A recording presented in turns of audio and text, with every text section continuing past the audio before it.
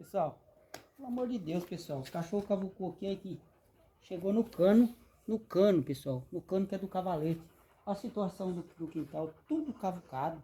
Tudo cavucado. Pior do que Tatuapeba, galera. E ó, olha aí. Você tá doido? Os três. Tanto a Diana como o Duque e a Manchinha. Os três. O quintal tem buraco aqui, ó. Que daqui um pouco tá chegando lá no Japão. Olha a situação. Tampar, pessoal. Só que você tampa agora, eles ficam olhando. Você vira as costas, tudo aqui cavucando. Meu Deus do céu. Tem... Oi, situação. Rapaz, você vai cavucar de enxadão, ou de enxada, ou qualquer outra coisa, é um sacrifício da bexiga. E pra esses peba, esses tatu-peba, os três, ó, ainda fica beirando, olhando ainda. Acho que deve brincar com a cara da gente, né? Porque eles falam, foi nós, foi nós. Rapaz.